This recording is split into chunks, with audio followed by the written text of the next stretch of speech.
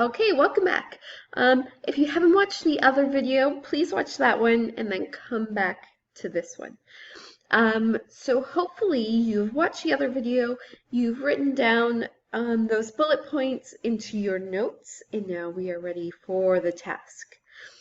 So this is something we did sort of explore when we were talking about World War I in language and literature.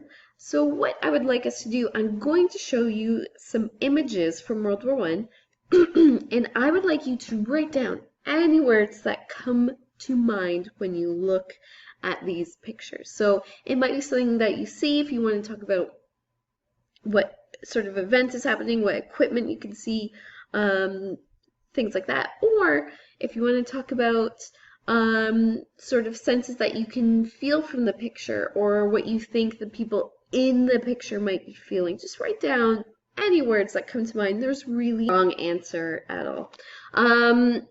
Yeah, so write that in your notes. Here we go. Let's look at these images. I'll leave them up on the screen for a few seconds. Remember, pause at any time if you want to view the picture longer, you want to get all your words down.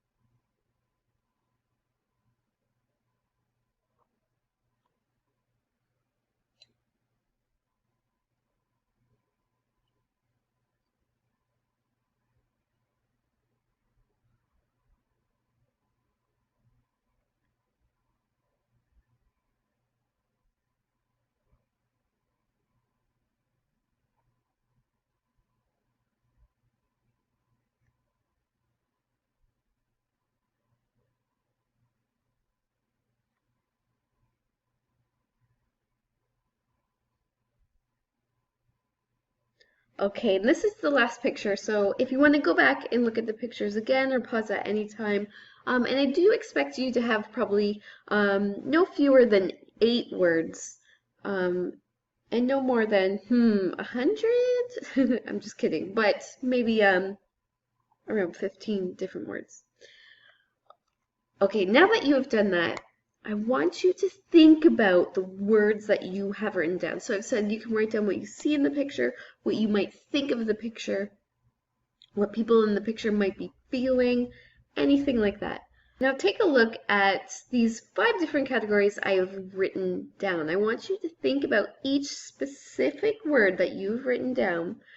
Think about which category you would put this word into. Now let's go over these together, and when we're done, write down one number, or maybe even 2, next to each word you've come up with. Okay, so the first category of word that you might have written down might be something that has to do with the effect of war. So maybe you saw a smashed building and you wrote down destruction, or something along those lines. Then you can just write down the number 1 beside that word. So if you have any words that have to do with some sort of effect or outcome of the war, some sort of result of war, you can just write number 1 beside it.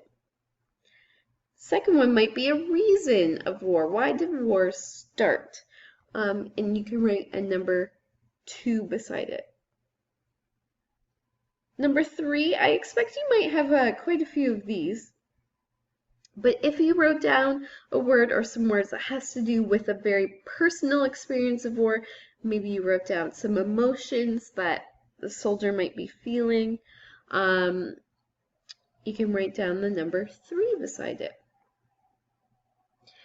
If you talked about something that has to do with the type of war or different types of warfare, or any like equipment or machinery, you can write down number 4 beside it.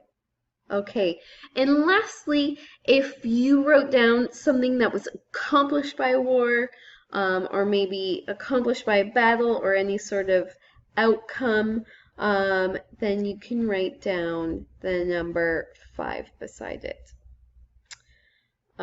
You might not have many number 5s actually. All right, so that is the end of today's lesson. Please keep your notes and show me next week when we have history. All right, thanks, guys.